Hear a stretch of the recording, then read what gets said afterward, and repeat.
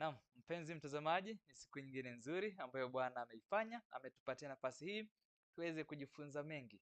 Na kama kawaida unajua kwamba kila wakati tukiingia ndani ya JLI Media Network huwa tunakuandalia vipindi vingi ili mimi na wewe tuweze kuwa watu ambao tunabarikiwa kwa njia moja ama nyingine. Nataka hivi sasa niweze kukaribisha sana kwenye kipindi hiki, kipindi cha afya bora, na leo hii tutakuwa tunazungumzia kuhusu swala nzima la obesity. Kwa hivyo itakuwa inapendeza sana endapo jameni unapofika unahakikisha kwamba pia rafiki yako ameweza kuungana nasi. Hata kama pia atakuwa anatazama baadaye, hakikisha kwamba vile vile anaweza kuungana nasi na aweze kubarikiwa pamoja nasi, kwa sababu kwa tunazidi kuamini kwamba jumbe kama hizi zinaposemwa na wenye kusimamia swala hili ama wenye kusomea swala hili inakuwa inapendeza zaidi, na inakuwa ya manufaa sio kwetu peke yake bali kwa jamii nzima. Na ndio maana nasema kwamba karibuni na karibuni sana. Leo hii siko studioni peke yangu, na kama kawaida unajua kwamba kila Jumamosi mara moja kwa mwezi huwa tuna bahati kubwa sana ya kuweza kuungana na Bi Alice Njau ambaye ni muuguzi ambaye ameidhinishwa kuzungumzia masuala na kuweza kutibu watu kwa masuala yanayohusiana na familia. Kwa hivyo itakuwa inapendeza sana endapo mimi na wewe tutaweza kushirikiana pamoja, na usahau kwamba tuna nafasi nzuri ya kuweza kuuliza maswali katika swala hili la obesity, kwa sababu inahusiana na mambo sana sana ya jinsi ambavyo tunakula. Kwa hivyo endapo una swali lolote, usahau niandikia hapo kwenye comment section, tutakuwa tunaweza kuuliza Bi Alice kwa sababu yuko tayari na anaungana nasi moja kwa moja kutoka kule North Carolina. Hujambo Bi Alice, na karibu sana studioni. Asante sana, Stephen. It is a pleasure, always a pleasure to come back and talk about health matters. And so I'm grateful and I'm happy to be here. Asante sana. Tunakupenda pia zaidi unapokuja, kwa sababu kila wakati huwa unatufunza jambo geni na mpya kulingana na kile ambacho tulikuwa tunajua awali. Wakati wa kwanza ulipokuja ulituambia tuanze fasting. Nikajaribu japokuwa ilikuwa ni ngumu. Nitakueleza siku moja jinsi ambavyo hali imekuwa. Lakini kwa sasa nataka niweze kuchukua nafasi hii nzuri tuweze kualika marafiki zetu, alafu tutakuwa tunarejea muda usio mrefu. Kumbuka Bi Alice anaungana nasi moja kwa moja kutoka North Carolina kule USA, tayari kuweza kutufunza zaidi kuhusu obesity. Na si obesity tu, anaiangazia swala la obesity from the roots, kwa hivyo kutoka pale kwenye kiini kabisa. Kwa hivyo itakuwa inapendeza sana, usikose kutazama. Hakikisha kwamba umeweza kualika rafiki, na pia vile vile nitakuwa na kutumia vitabu vyake kadhaa ambavyo vitakuwa vinaweza kukusaidia ili uweze akizungumza hivi, alafu baadaye ukipata nafasi uanze uingie pale Amazon uangalie kitabu kizuri, na si kimoja, kuna vitabu viwili. Kwa hivyo utakuwa unaweza kufurahia zaidi, na hivyo ndivyo hali inavyozidi kusonga. Kwa hivyo alika rafiki, tutakuwa tunarejea muda usio mrefu.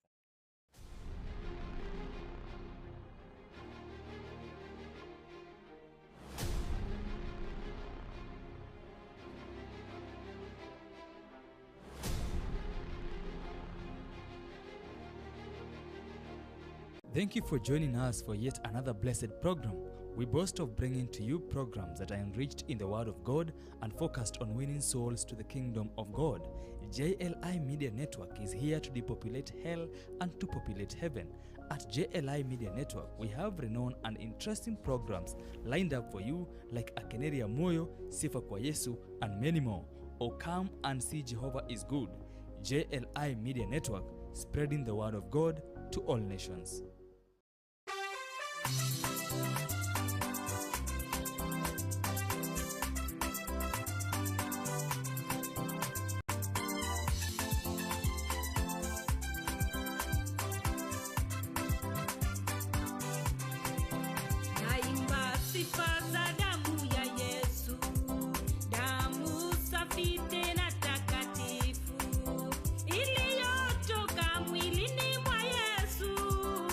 Hallelujah, ni ya kusha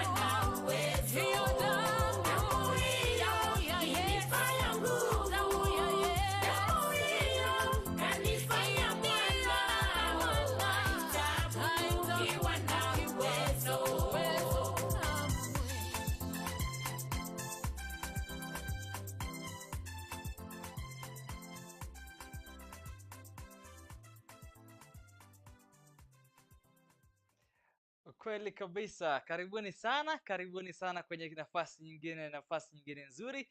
Kwenu nyote ambao mnafika, nataka niweze kuwakaribisha sana kwenye kipindi hiki nzuri cha afya bora. Kumbukeni, kwa kila mwezi tunapata nafasi moja nzuri ya kuweza kufunzwa jambo ambalo hatujazoea, sala ambalo lina kiafya. Na leo hii tuna nafasi nzuri sana, tunaungana na Bi Alice Munywa ambaye anaungana nasi moja kwa moja kutoka North Carolina kule Marekani. Itakuwa inapendeza sana kwa sababu tutakuwa tunazungumzia swala ambalo ni la kawaida, swala ambalo kila mtu analipitia katika maisha yake, swala ambalo linahusiana na jinsi ya kula. Lakini sasa swala hili limeleta shida kwa sababu tumekula mpaka mambo yameharibika. Ndio maana daktari ameweza kuungana nasi leo hii ili aweze kutukosoa hapa na pale, atuambie hapa msifanye hivi, tufanye hivi, na aweze kutunyoosha. Kumbuka nimekueleza kwamba nitashare na sisi kwenye link baadhi ya vitabu ambazo zitakuwa zinasaidia kuweza kuungana pamoja katika hoja ambazo tutakuwa tunazizungumzia hapa. Lakini kile kizuri zaidi ni kwamba anazungumzia kuhusu obesity, si kwa juu peke yake, bali anaiangalia from the roots, na itakuwa inapendeza sana. Lakini kabla hatujaanza, wacha tu tuweze kuomba mara moja, alafu ndio tuweze kumtanguliza Mungu, alafu ndio tuweze kusonga mbele vizuri kama jinsi ambavyo Mungu atatuwezesha. Mungu Baba, tunakuja mbele zako wakati huu, tunakuinua Bwana, tunasema ni asante. Ulitupa miili mizuri, ukatuahidi afya nzuri, na si Bwana umetupa jukumu la kuweza kujitunza. Na tunashukuru Bwana kwa sababu umesema kwamba kwa sababu Bwana watu wengi tunapotea kwa sababu ya kukosa maarifa. Na leo hii tumepata fursa ya kuweza kujifunza mambo mapya. Tumeweza kupata fursa ya kuweza kusikia kutoka kwa Bi Alice Bwana, ambaye Bwana ametenga muda huu aje aseme na sisi Bwana. Tunazidi kumshukuru kwa ajili yake na kwetu sisi sote ambao tumekongamana hapa na kuja pamoja ili tuweze kujifunza jambo ambalo litatuwezesha kusonga mbele Bwana. Tunakuomba ya kwamba ukaweze kuwa na sisi sote, na katika kipindi hiki Bwana tunaomba tuweze kuona ndiposa yale ambayo tutaweza kujadili hapa yakaweze yenye kutufanikisha na ya kutupeleka mbele. Katika jina la Yesu Kristo naomba na nikiamini. Amen, amen, amen, amen. Bi Alice, karibu sana. Amen. Lakini kabla ya sijakupa nafasi, wacha tu niweze kueleza nani yuko ndani, nani anatazama, alafu moja kwa moja tutaruka upande wako. Nitakupa fursa sasa tusonge mbele vizuri. Asante sana. Namuona Dhuo Blessed anasema kwamba uko ndani kabisa. Asante sana na karibu sana Dhuo Blessed. Leo tutajifunza mambo yanayohusiana na kula. Kwa sababu huwa tunakosea hapa na pale, tutanyooshwa vizuri leo. Evangelist Francis Njau, our CEO, karibu sana mtumishi wa Mungu.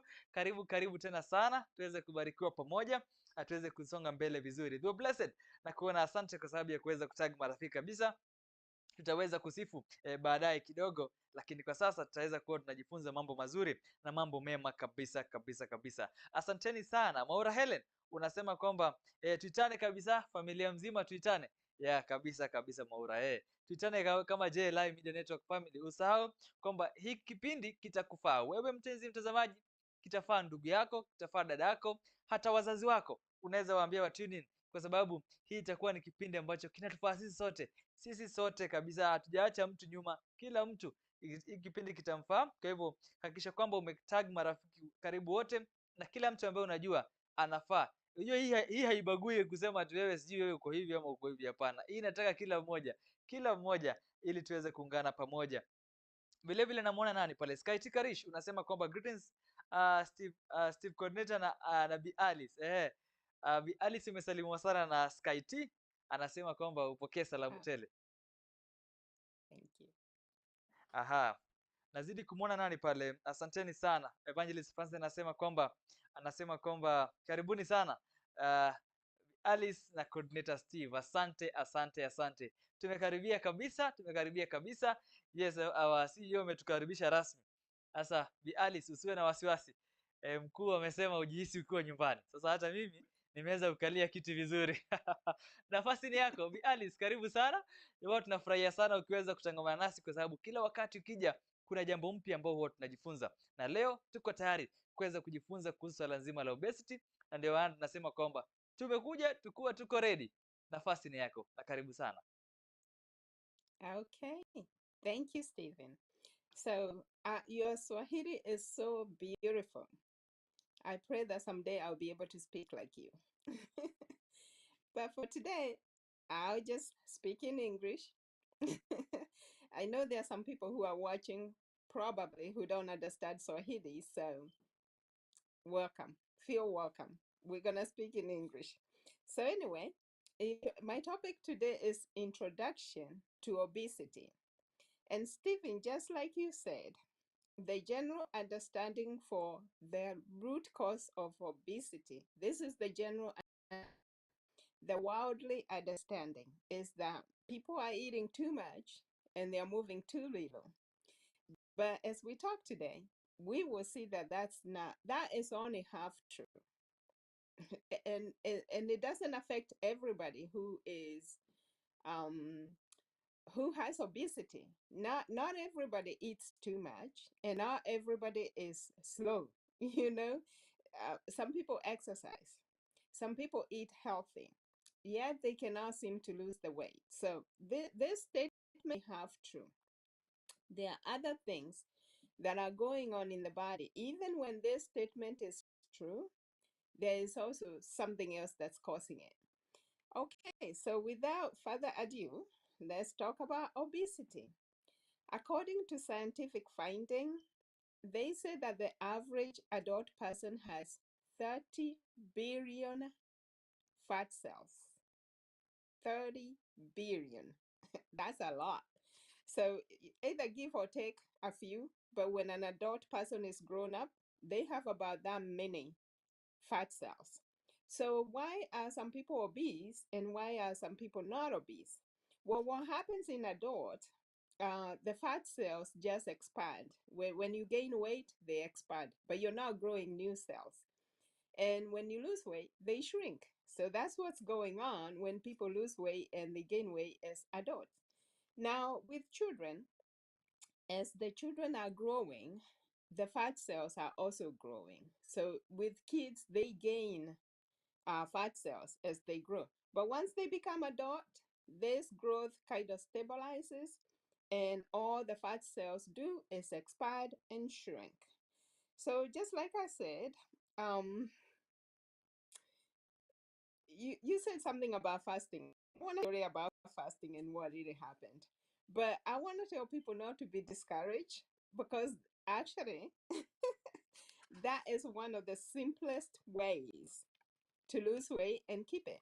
I know that's what I do, but I don't overdo it. You know, here and there, intermittent fasting, and no matter what the scientific world is saying, right now they are supporting intermittent fasting. They are all gung ho about it. But a time will come when they will discredit that because science always changes. But if you go back to the ancient times, fasting it's not something new. People have been doing this for thousands and thousands of years. And there is a beautiful side to fasting. So it's not just that you're denying yourself food. There are some health benefits and also longevity. If you want to live longer and grow old gracefully, that's the way to go. But there are ways to do it. If it's causing too much problems, I say start slow. You can always get started, but start slow. So with obesity, so we focus on food and exercise, but there is something missing. The real truth is what we're going to talk about today. And I know people don't like to hear the real truth because it gets uncomfortable when you address the real issues. People don't want to hear that. People want to hear that, oh, I'm eating too much. You know, it's something physical. So why don't I just stop eating too much or eat healthy foods and exercise a little bit more? But, you know, obesity keeps growing. With all this information we have about food and exercise, obesity is growing. And pretty soon it's actually going to become a crisis.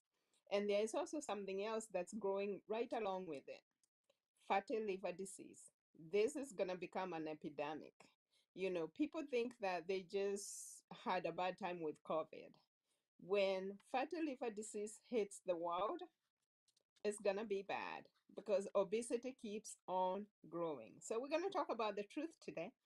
But obesity and body fat is very, very complex. So, stay there with me because there's actually a simple way to fix it.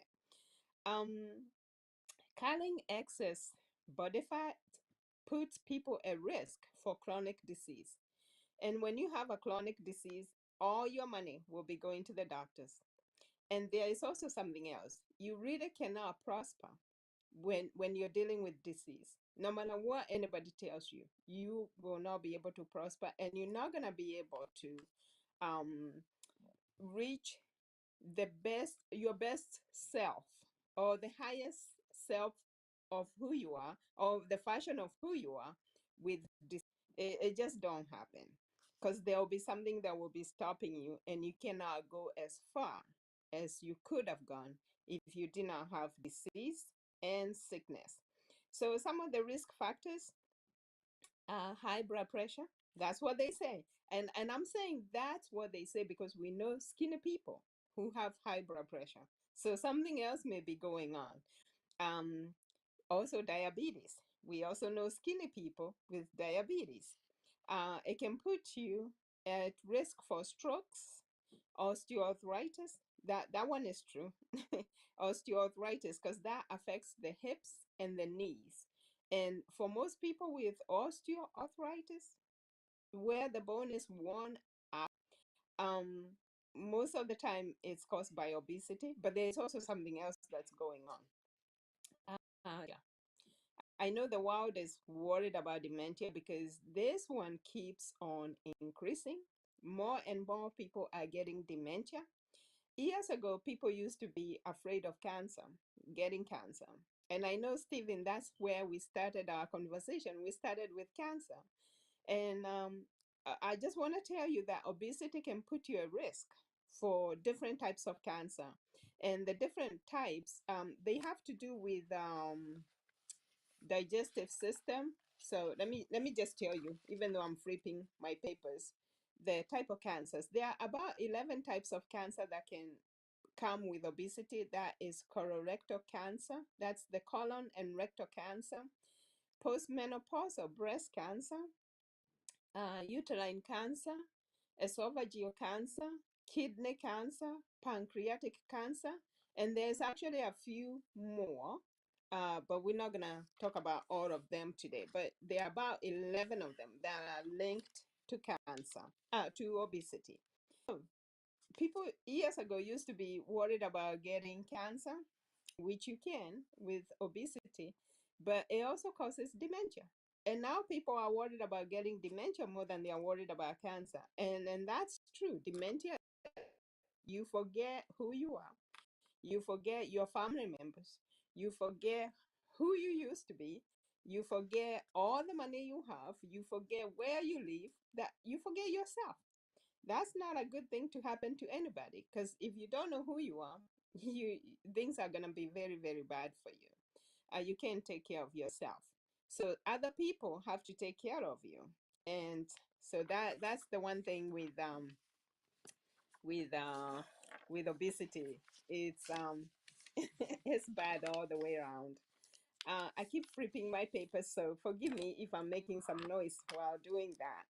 I should have separated the papers, but I did not. So I will do it as we go.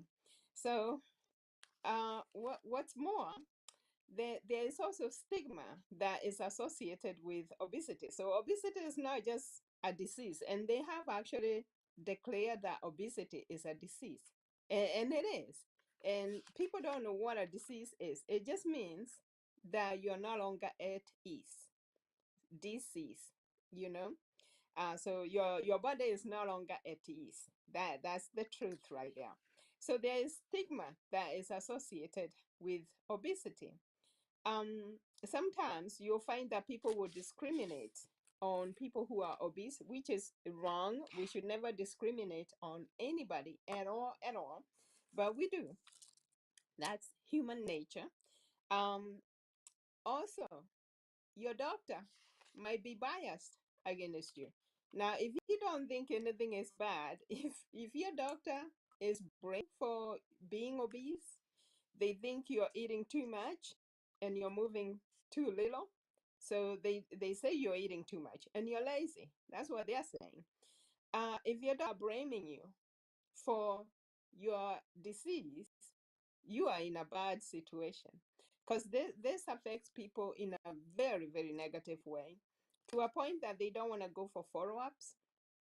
They don't want to go for screening, so they might not go for their checkup. They might not go for cancer screening, like mammography. Um, what else?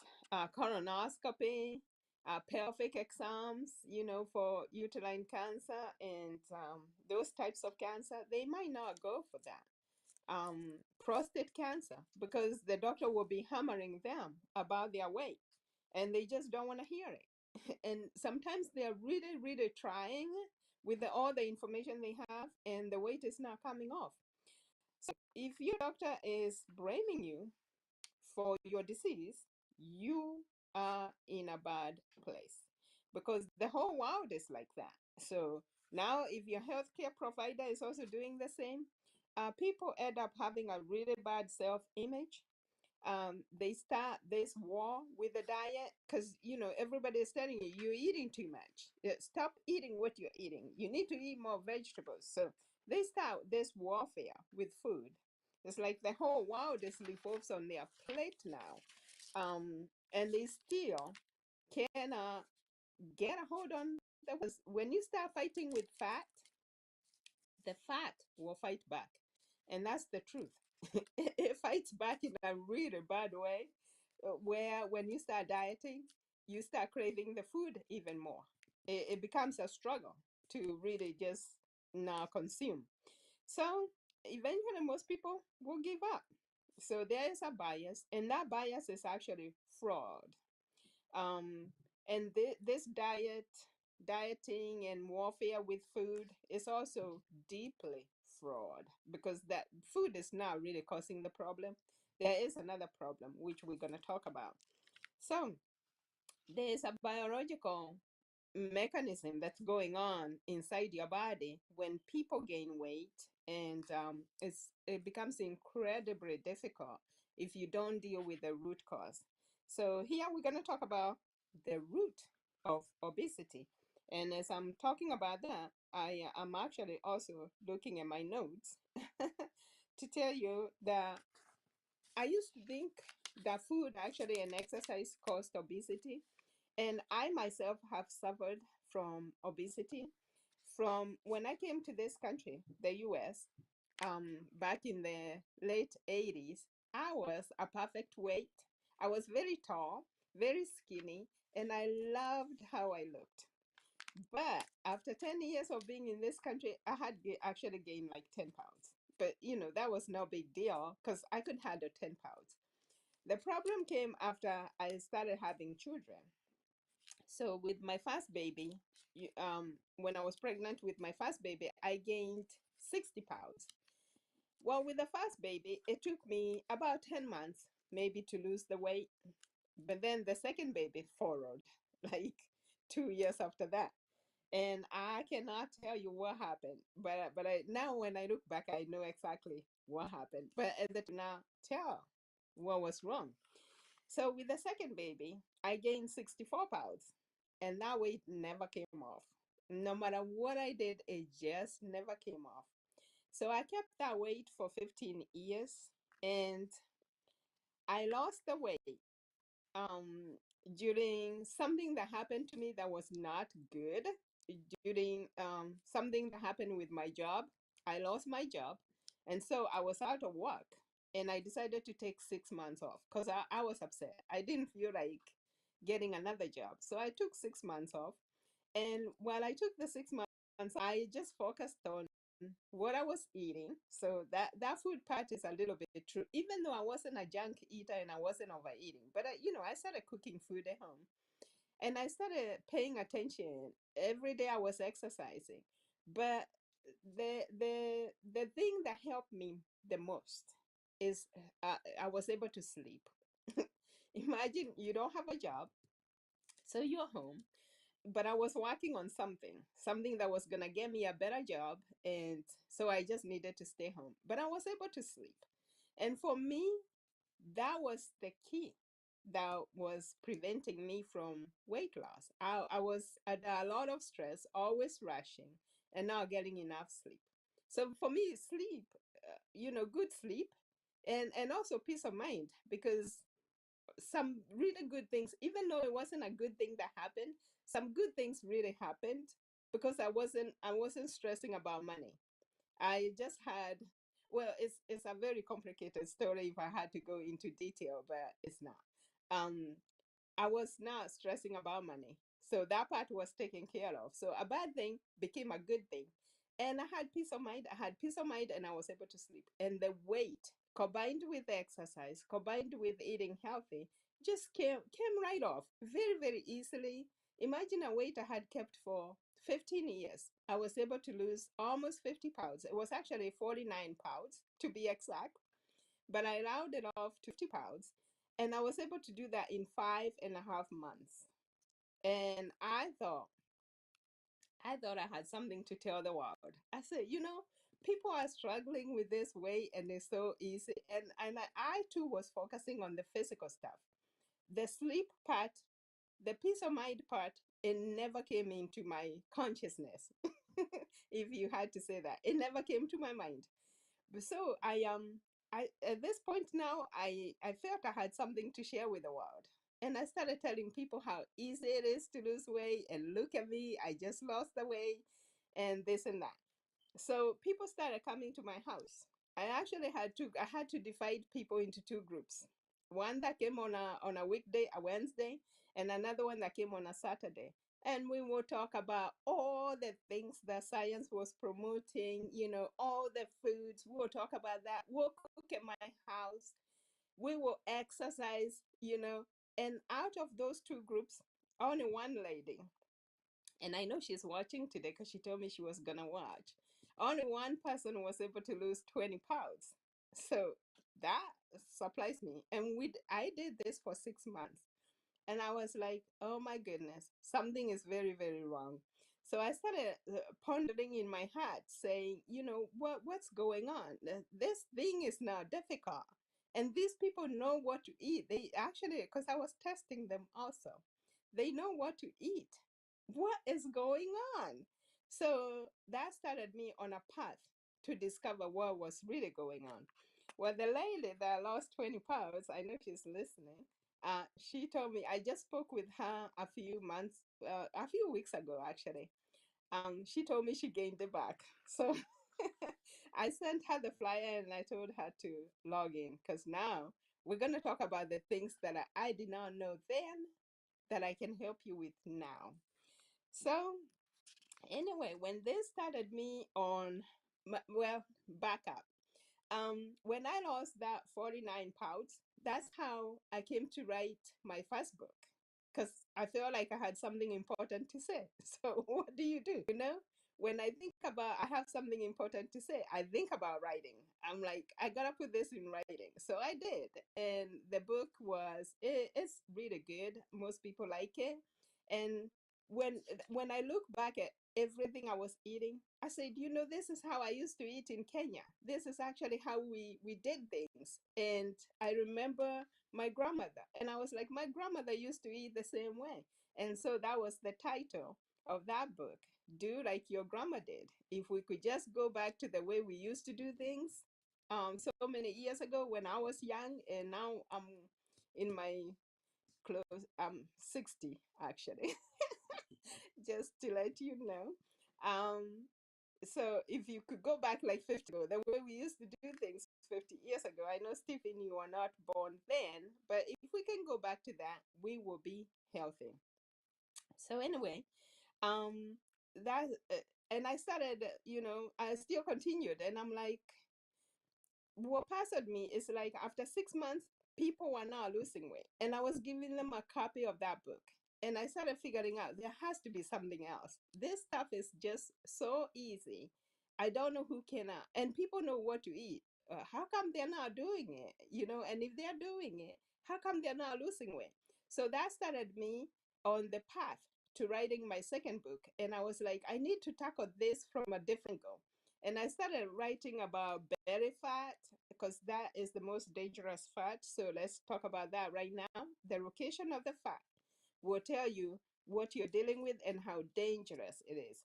So belly fat is one of the most dangerous fats you can have. That's fat allowed your stomach. because that is actually deeply embedded in your organs, very important organs in the abdomen, like your liver. And this is where a fatty liver comes into place. A fatty liver can cause cirrhosis of the liver. That's when the liver is badly damaged. And you know, the liver does like over 500 jobs that it does for the body. So you don't want the liver being damaged. That's why it's called the liver, because we live from the liver. The other thing be damaged by abdominal fat is the pancreas.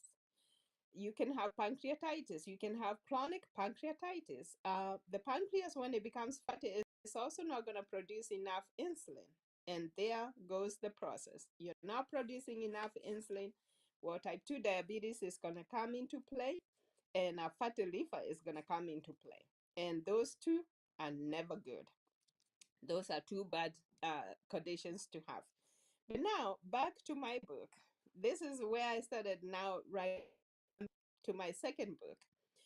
Um, I started writing about belly fat, and I was gonna include the 11 types of cancer in that book, just to a different angle to tackle obesity, to entice people into taking care of your health. Because I was still trying to figure out. I said maybe they're not understanding, even though I know they know how to exercise.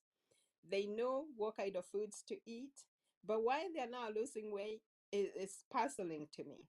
So I started writing this book on belly fat, and I've never finished it. To this day. I've never finished it. So because while I was working on that book, and I actually wrote everything except the plan. Now, how do I go about it? To tell people from a different angle how to overcome obesity. So I got stuck. And for the longest time, I could never figure out about the plan. And this is where prayer really, really helps. I kept saying, God, I don't know how to go this. I mean, people already know what to do. What is going on? And I'm telling you, after I don't know how long I pondered on this question, God actually answered me. He did, and he did it in the most profound way. I woke up one morning and I was like, I know how I'm going to address the plan. I'm going to address it from the brain perspective. Because, at that time, I thought we actually think with our brain, not our mind.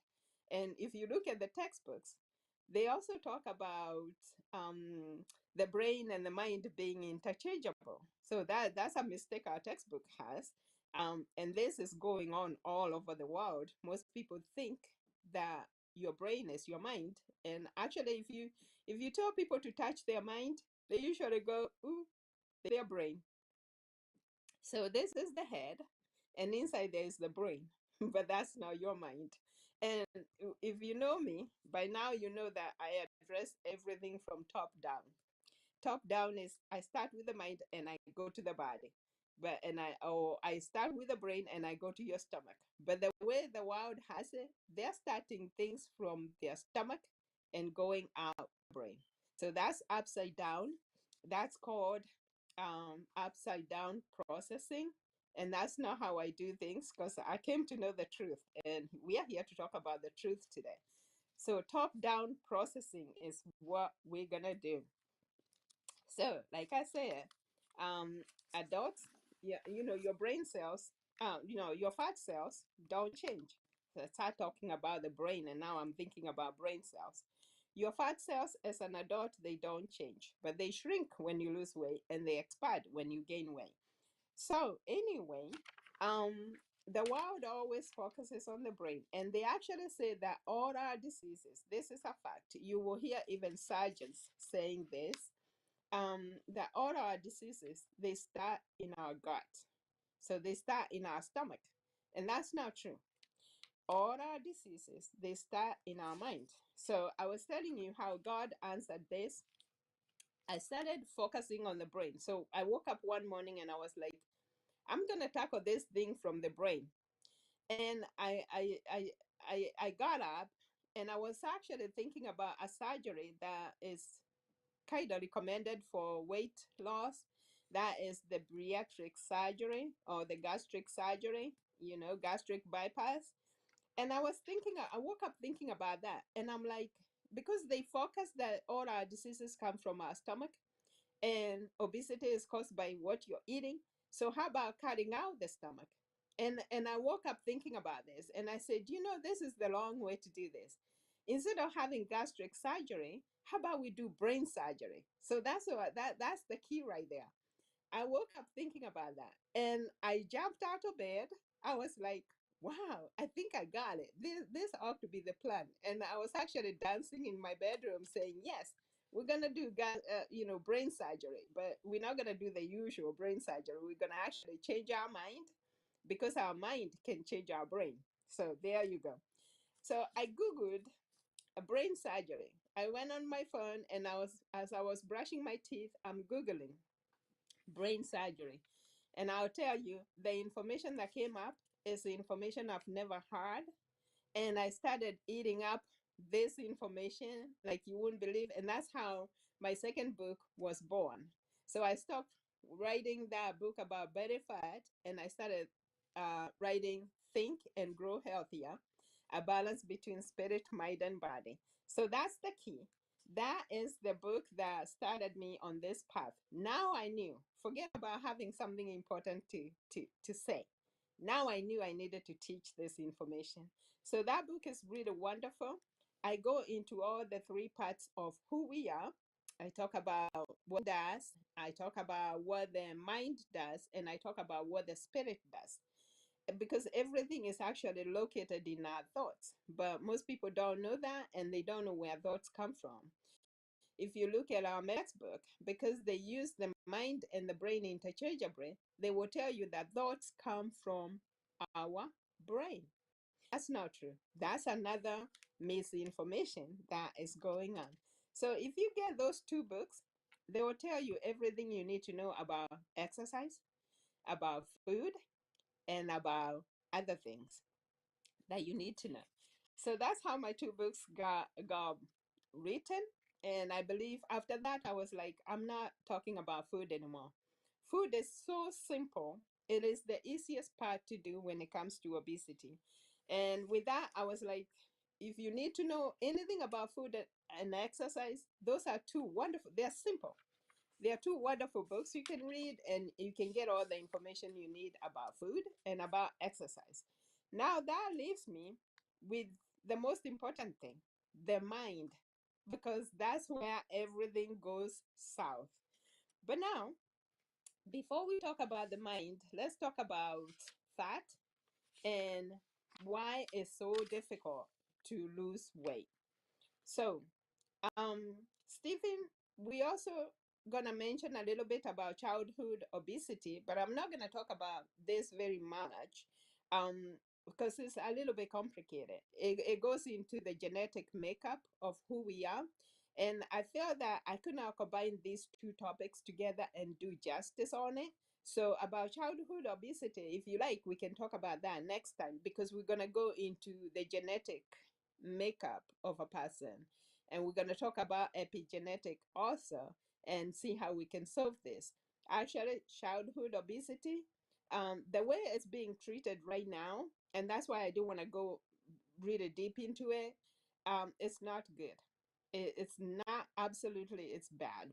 Bad, bad, bad. Especially when some kids have the genetic component, because you can test your genes can be tested to see if you have the obesity gene, and that can tell you whether your condition is genetic or whether, you know, it's something else. It's chemical or biological or hormonal, because those are the causes, but they're not, they're only half truth.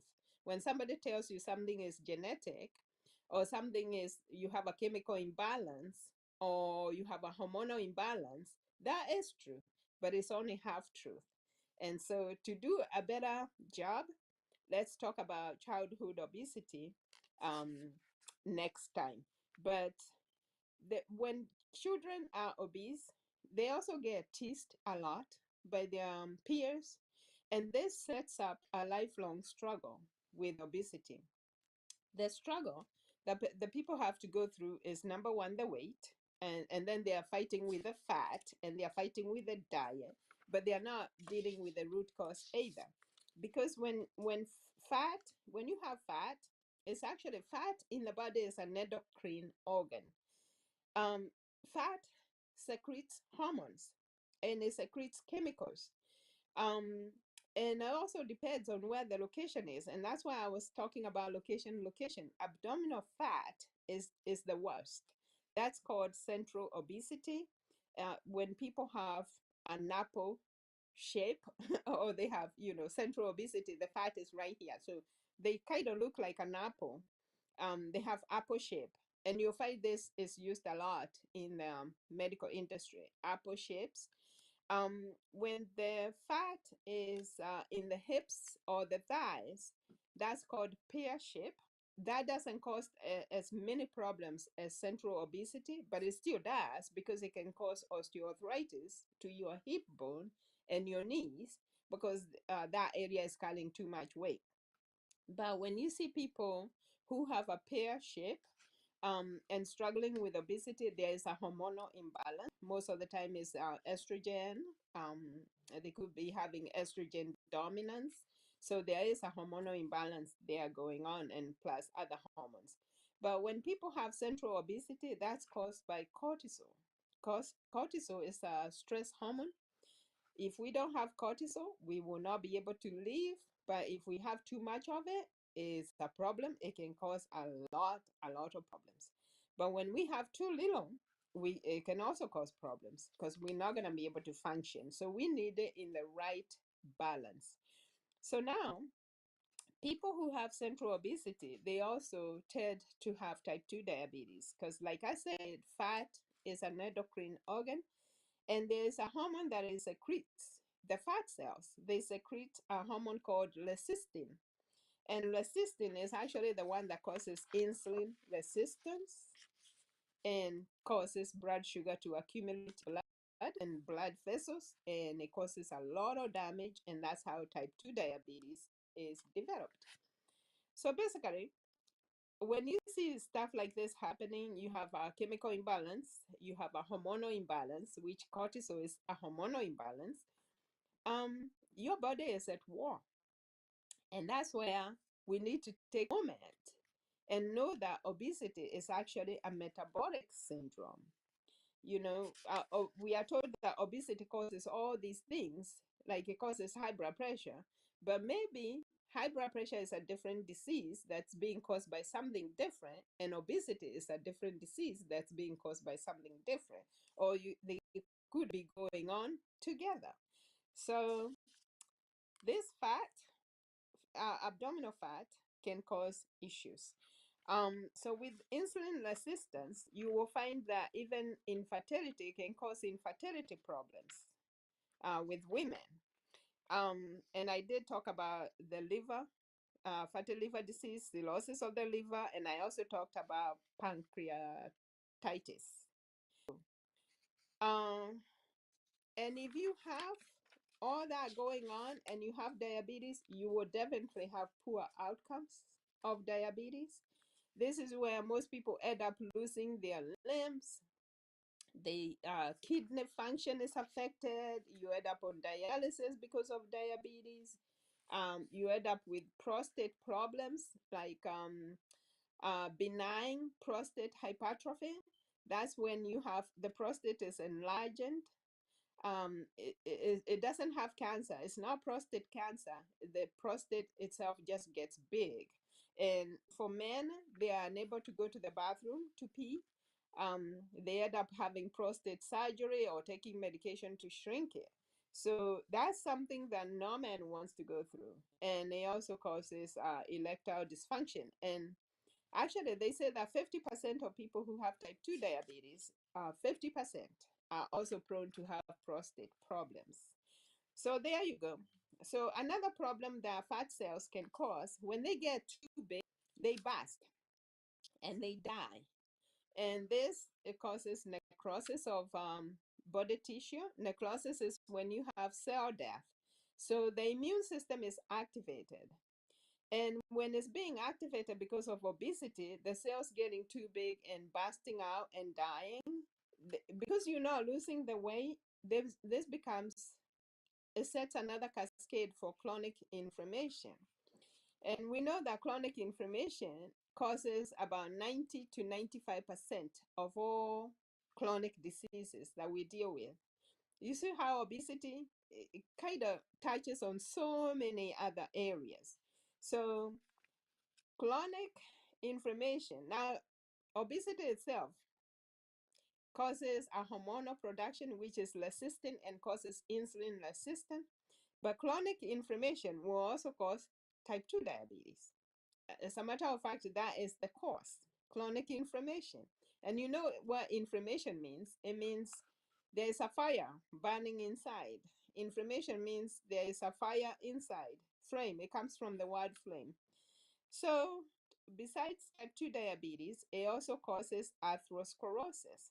This is where high cholesterol comes into play, because high cholesterol is caused by chronic inflammation, and it kind of attaches itself to the blood vessels. Now you have tightening, hardening of blood vessels, and also they are getting narrow. They are getting occluded. That's atherosclerosis. Um, this causes heart disease. This is where heart attacks come from. This is where strokes come from. And so now you have heart and vascular disease. So it causes a whole lot of a cluster of cardiometabolic dysfunction. So the fat can cause neurological problems. It can cause brain inflammation. So as you get fat, your brain will also shrink. Some brain cells will start to die because they're not getting enough blood.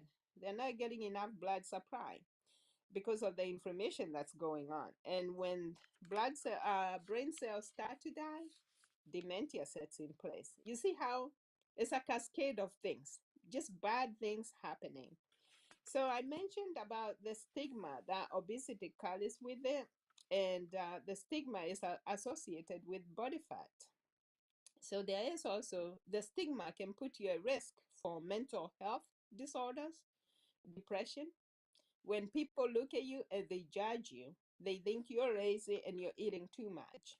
Some people feel depressed, but before they start feeling depressed, they will be anxious. So anxiety, prolonged anxiety, always it follows depression as day follows night. So those two go together. It might also start people towards substance abuse. That's drug abuse, and you can tell by the drug that somebody, the drug of choice that somebody engages with. You can tell what's really going on. You can tell what's going on in their mind, or I can tell. So I know this is where most people don't like most people don't like to talk about weight. That's why they feel so defensive, because they almost feel like people are judging them because of really what's going on in their mind. And but for me, I will never judge anyone, because I used to be right there, and I had issues that were making me gain weight. And I'm happy to discuss my issues. As a matter of fact, I love discussing, giving examples from my own personal view, so you can feel that you're not alone. And you also feel that you don't have to struggle with this for the rest of your life. There is something that can be done. So, back to substance abuse. If people are abusing alcohol, I can tell you that there is either anger involved, they are angry about something, or they are in pain. So it's good to not blame people for drinking, but to know that there's something that's causing the problem. The same thing goes on with food. If you see somebody overeating, there is something. Don't blame them for overeating. Just know that there is something that's making them overeat.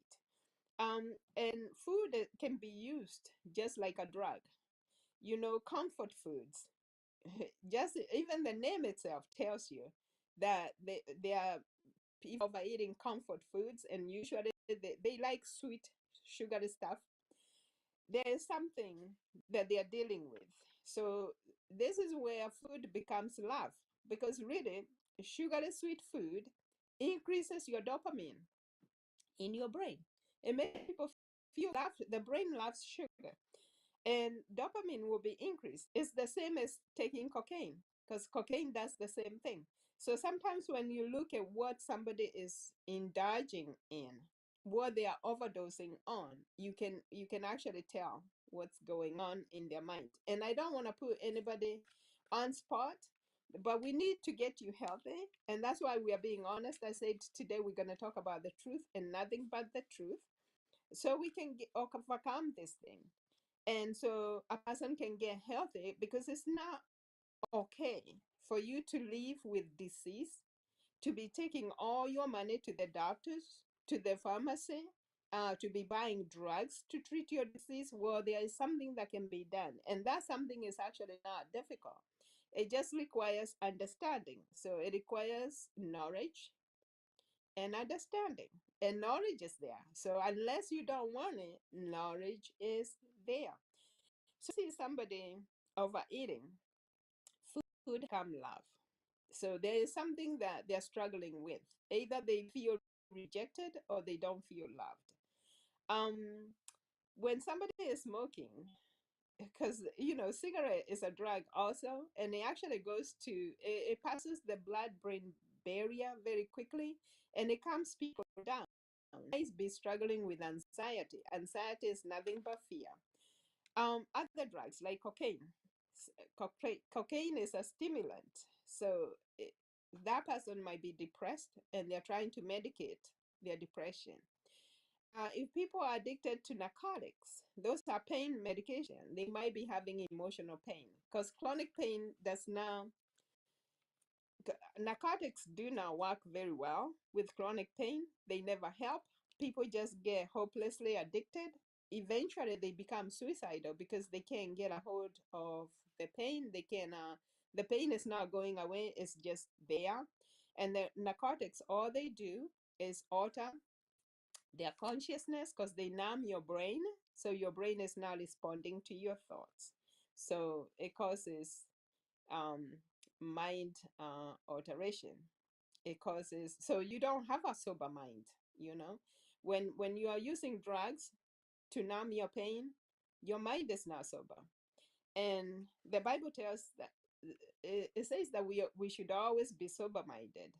So if you're taking chronic pain medication, you probably need to deal with the emotional pain that is causing the physical, because there is emotional pain when people have chronic diseases.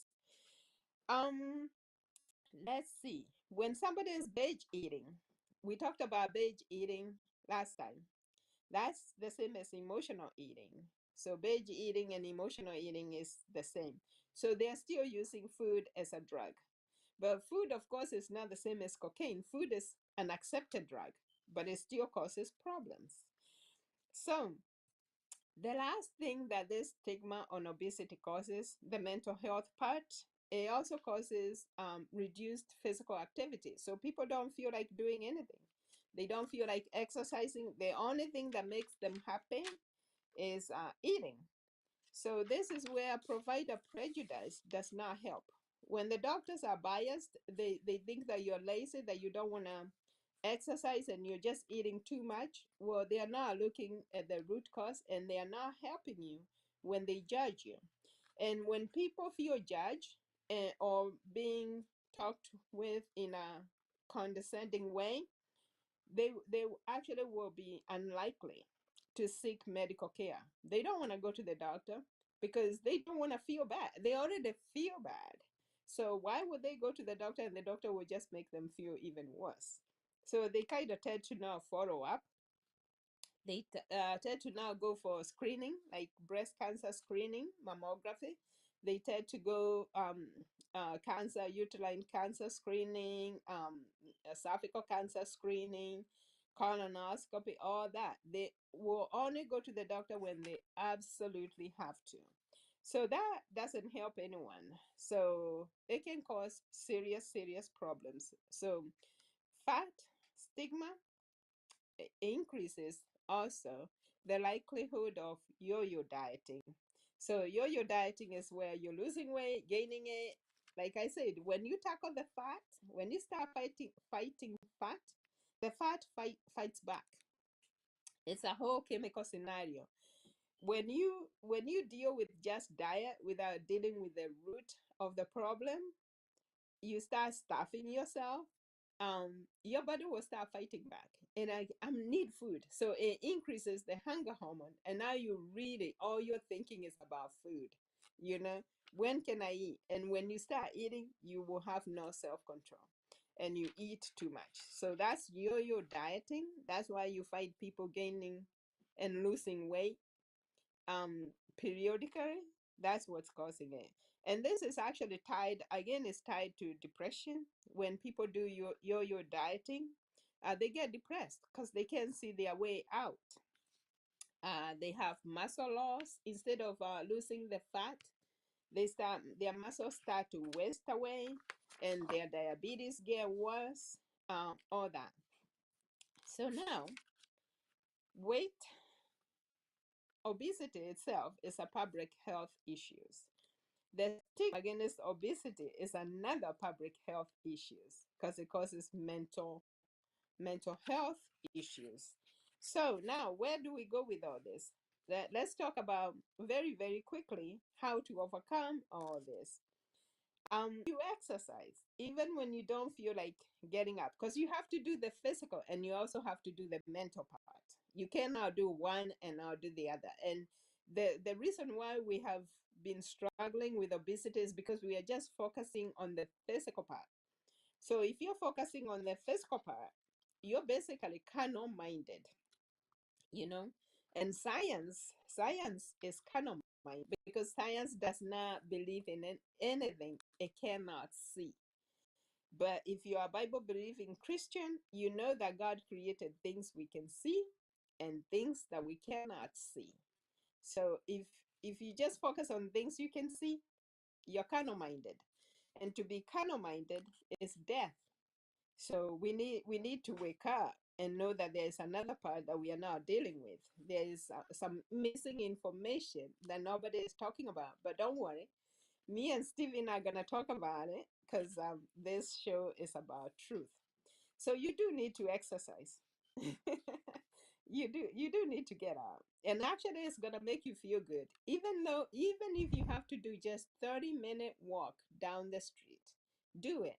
And do it during the day when the sun is up, because that's gonna make you feel good. Sunlight will make you, if you're suffering from depression, sunlight will actually make you feel good. Your skin is gonna start making vitamin D, because you know vitamin D is the sunshine vitamin. Vitamin D is that book, my first book, Do Like Grandma Does. I talk about all the benefits of vitamin D, and there are many. So go read that, and they are right there in writing. Um, so also sleep. This was my key issues among many other issues. Sleep at least, if you're an adult, sleep 7 to 8 hours. We will talk about how many hours the children should be sleeping. And in these days of digital world, kids have cell phones, kids have TVs in their room. Actually, that's a really bad thing to give to a child. That's like giving a child a loaded gun. If your child has a cell phone, you should be taking that cell phone when it's time to go to bed.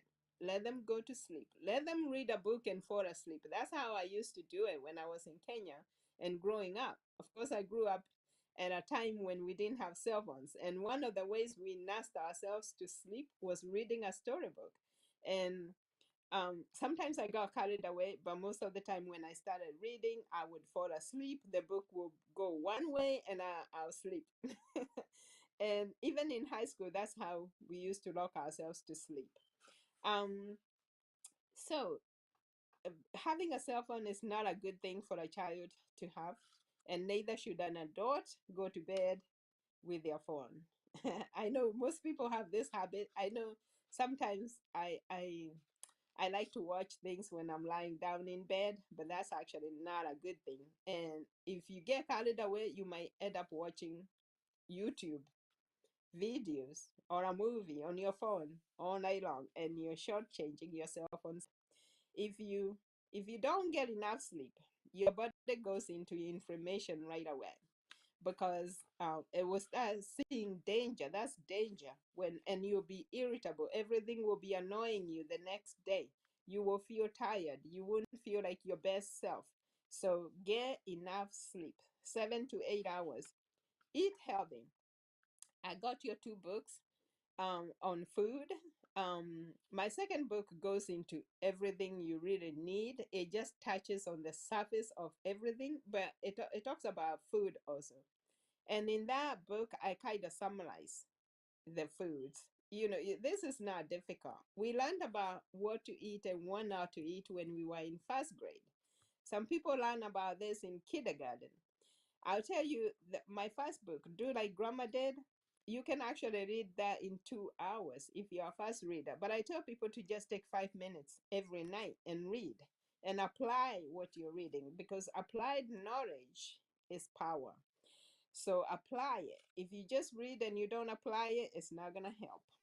So with that book, Do Like Grandma Did, a first grader can read it. So it's very, very simple. And I know most people don't like to read. People like to watch things. That's where the phone is coming into play. When you read, you actually exercise your brain, and you also retain the information more than when you watch it. So, and if you're reading, you will also not get dementia. Trust me on this, because you're using more of your brain cells, than watching, when you watch stuff. So start reading. Somebody said that if you know how to read and you don't read, like most people are not reading these days, even our young people are not reading. If you know how to read and you don't read, there is no difference between you and somebody who cannot read. So think about that and start reading. So books are very, very important. Now, the other part is dealing with the root of the problem. This is where your mind, we're going to go into your life to see what's going on. Because trust me, there is something, if you suffering from obesity, there is either something you're doing wrong, mentally speaking, or you have inherited something bad. And both of those two things can be fixed. So, but whatever you do not get gastric bypass. This one I actually, um, I tell people into that. I know these days they are not promoting it like they were a few years ago, but with children, when children are obese, they will suggest it. So you might find your doctor suggesting it. Whatever you do not go for that, because the problem is not in the stomach. The problem is in the mind. And the mind, and this is where my brain surgery issue was coming in. When I thought about it, I started thinking, you know what I was thinking? I was thinking, I don't know who is bariatric surgery, gastric bypass. And I was like, who came up with that idea anyway? And honest to goodness, the impression that I got in my heart was that it came from the pit of hell. And I do believe that's where it came from. This is doctrines of devils. The stomach is not the problem. And if you get your stomach cut off, you are in big trouble, because God gave you that stomach for a reason. Your stomach, there are some things that your stomach does. There are some hormones that your stomach produces that are gonna be taken away, and when your stomach is cut off. So don't go for that, no matter who is telling you. Talk to me first, and I'll tell you how easy it is to lose weight. Um, so I remember when I used to work in the surgical world. That was back in the 90s. I used to be a surgical nurse. That's when they had started doing this gastric surgery. People used to travel to our hospital from Europe, from many parts of the country, to come to our hospital, because there was only one doctor who was trained in doing this. Now, that doctor, this is back in 1995. Stephen, I don't think you were born then. This doctor, that Christmas, because he was making a lot of money. And I felt bad for the people that were coming for this surgery, because he could do it. It was almost like you come in one day, we prep you up, you go for surgery, the next day you're discharged. And some people were coming from outside the country. So they got discharged to a restaurant, to a hotel, Well, they're waiting for their follow-up. And with me, a hotel, I always associated a hotel with vacation. When I'm at the hotel, I'm watching movies, I'm eating food. But when you get discharged after gastric bypass, there are some things you absolutely cannot eat. You shouldn't be eating solid food, and you have to be, there's something that they put you on, a program of what you can eat, what you can drink, and what you cannot. And I will tell you, one lady, she had traveled from another country, she had traveled from England, and something, she had a really bad outcome in that hotel room. And since then, I was turned off. Even then, when I did not know where this surgery came from, um, I was turned off by the surgery.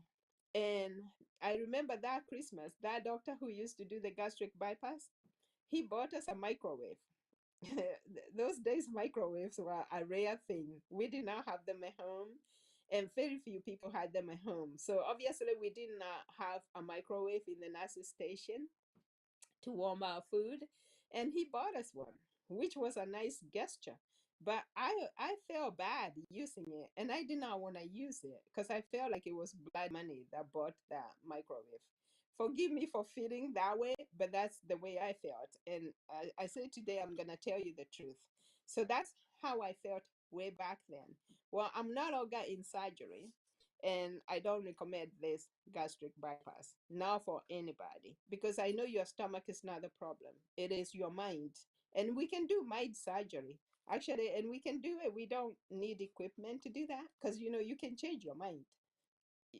The mind can be changed. So if you don't get anything from today, just know that the mind can be changed. Now, if you have type 2 diabetes, if you have heart disease, if you have high blood pressure, you have sleep apnea, and you have non-alcoholic fatty liver disease, or you have gastrointestinal disorders, and some children have this, and you're obese, most of the time you will hear the doctor telling you to get the gastric bypass. So beware. If you're listening to me today, please don't do it. And if you're thinking about doing it, talk to me before you do it.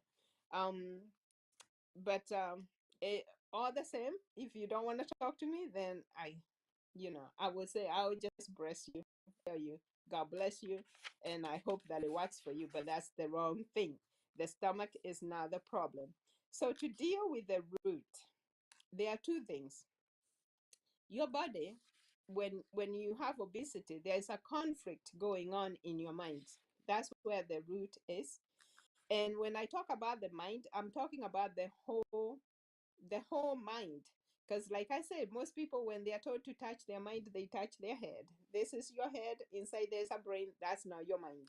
Your mind, you cannot touch your mind. So there is three parts of the mind: the conscious mind, the subconscious mind, and the unconscious mind.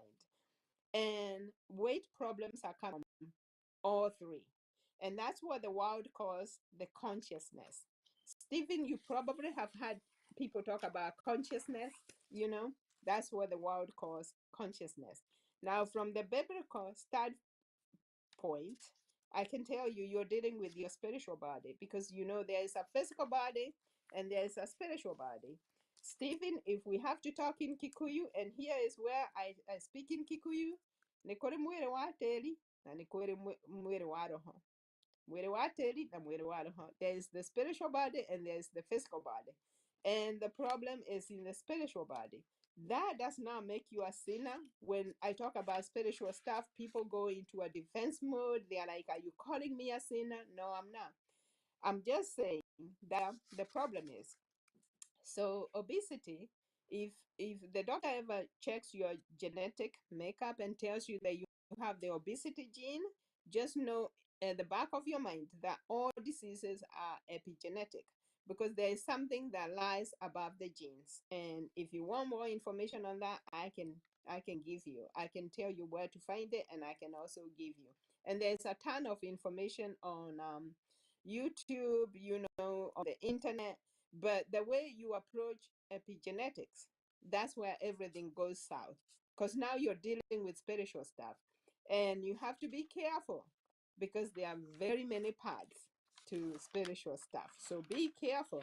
If you want the biblical view, I will give it to you. That's what I do.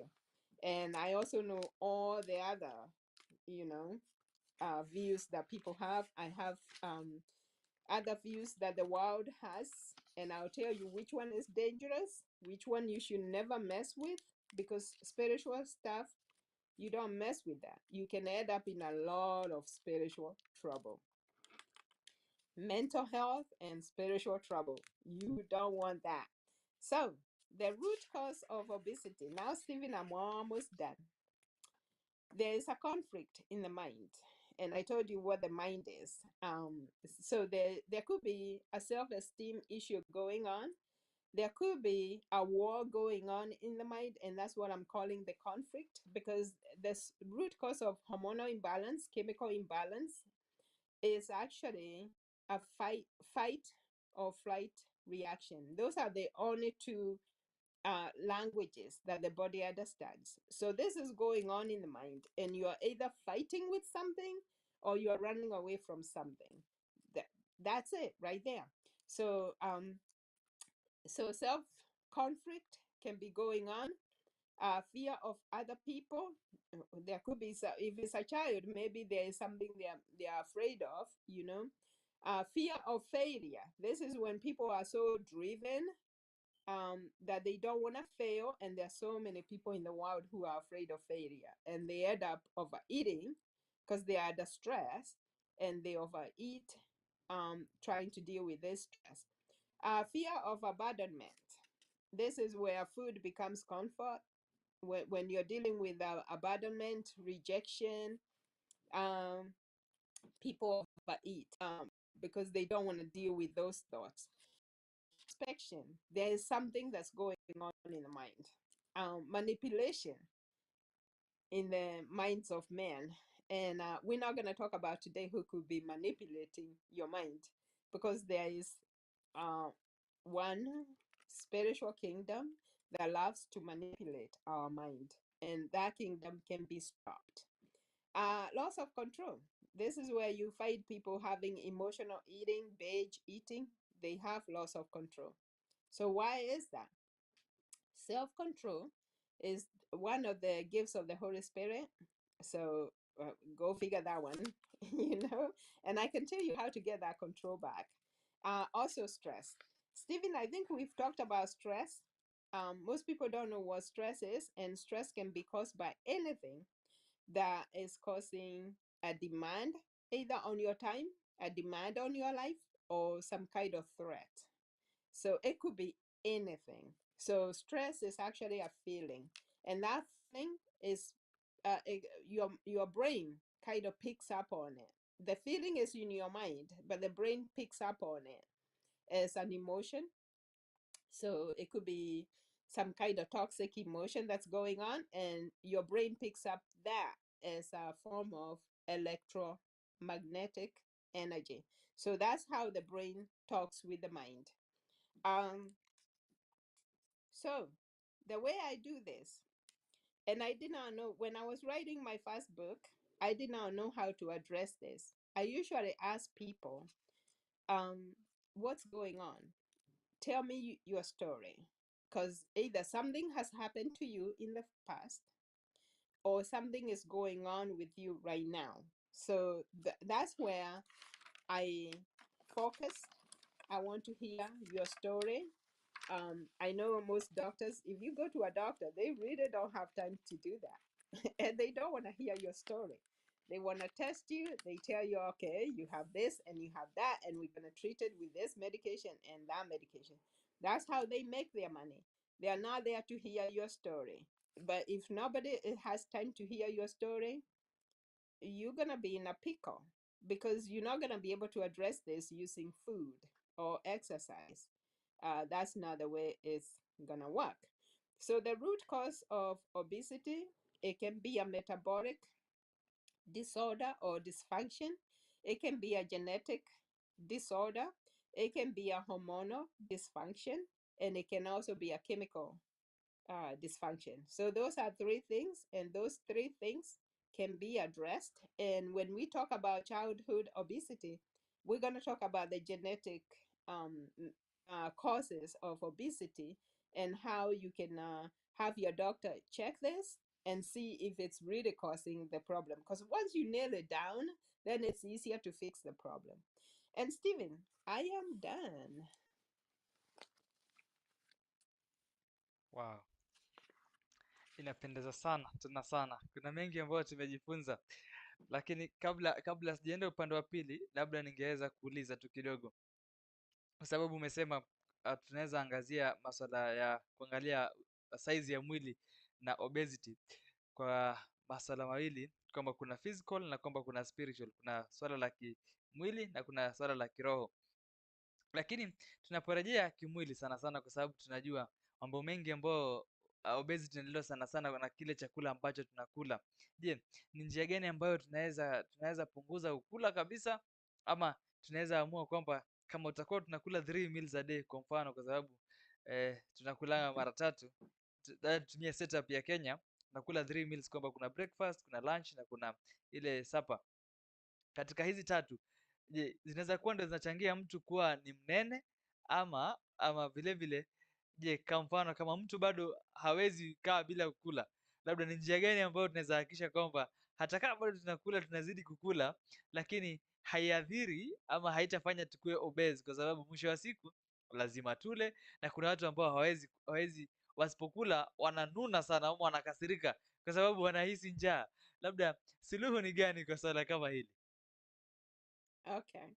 So the way I look at it is, if you're obese, eventually you're going to have a disease, another disease like type 2 diabetes. If you're not obese and you don't have any disease, relax. But you need to focus on what you're eating. Eat healthy. It's not very difficult. Eat more vegetables. And if you get my book, there's a list of all kinds of vegetables that you should eat. Eat beans, because those have both proteins and carbohydrate, and they are very well balanced. Eat whole foods, basically. If you have to eat ugali, eat the unga, the kienyeji unga. You know, the way we used to do it. And that's why I focus on do like your grandma did, because most people who were there in 50 years ago, we used to grind the whole corn without removing anything, without pre-shifting it, the whole corn, and that's how we used to make our ugali. Of course, it took a little longer to cook it.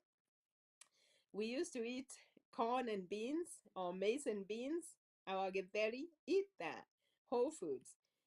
Drink porridge. Porridge is actually very, very nutritious. So all these are non-European foods.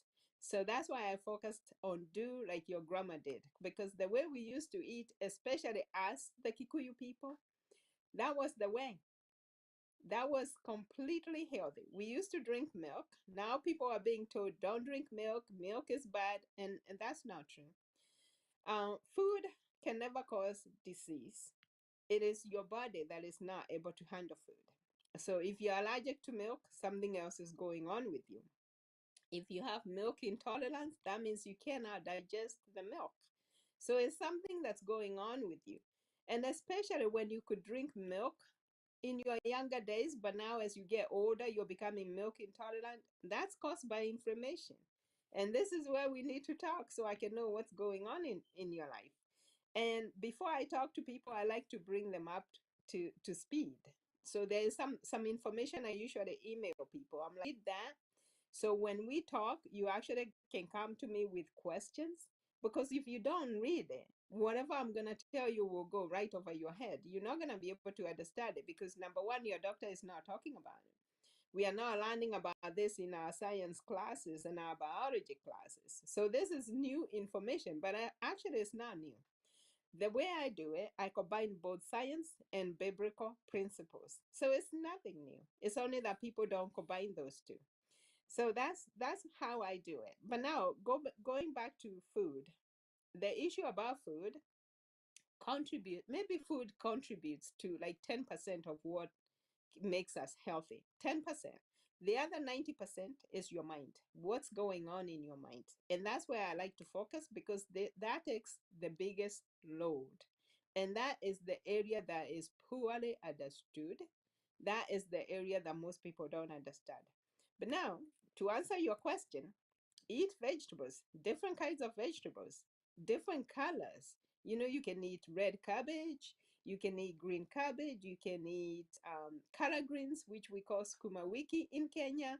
You can eat spinach, you can eat pumpkin leaves, the way we used to make mukimo with those beans, corn, and pumpkin leaves, you know, and a little bit of potato. That made like really good food. It had a lot of fiber, it has a lot of minerals that you need, and it has a lot of vitamins. So mokimo, the way we used to do it is a whole balanced food. But eat more raw vegetables. You can eat cucumbers, you can eat salads. You know, you mix vegetables like tomatoes, and I know there's one doctor actually who tells people not to eat tomatoes, and this is where I have to tell you, you gotta use wisdom, because that doctor is very famous over here in the US. He is always on TV telling people to stay away from tomatoes and how tomatoes will cause arthritis. That is nonsense. It's not true. And if tomatoes are causing joint ache, there is something going on with you. It is a chemical that your body is producing that is reacting with the chemicals in the tomatoes. So that's not true. So that doctor, I'm not going to say his name, but I can tell you that I read his book, and I can tell that he's not a Christian. Just the things he talks about in his book, I was like, this is crazy. This is nuts. So he believes in evolutionary theory. So when you believe in that, and you believe that you one time you are a tadpole, of course you're going to have a different worldview. So I'm telling people, please don't listen to that. Go back to your roots and ask Kenyan people. We have beautiful roots. We eat from the ground. We eat fresh foods. We eat whole foods. That's the way we should have always done it. And now, the other thing that's coming is that they're beginning to make meat substitutes in the lab. So I don't know. I don't know what's going on in the world, but it's pretty sad. So we need to wake up and go back to our roots. The kienyeji chicken, that is very good source of meat. It has proteins. Eat the eggs from the kienyeji chicken. I know the eggs are smaller, but they are actually very sweet. And we never used to give our chicken hormones, and we never give them antibiotic. That is the way to do things. Goat meat, you know, grass-fed cows, eat that kind of meat, but don't eat it often. Because in our Kikuyu tradition, we didn't eat meat every single day. You know, it was either once a week, maybe once a month, but we ate a whole lot of beans and some other nuts that have protein. And that's how we got our protein. We also drank milk from cows that were not were grass fed.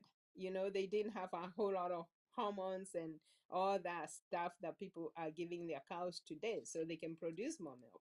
So we need to go back to the way we used to do things. That's how to do it. But now also eat fruit.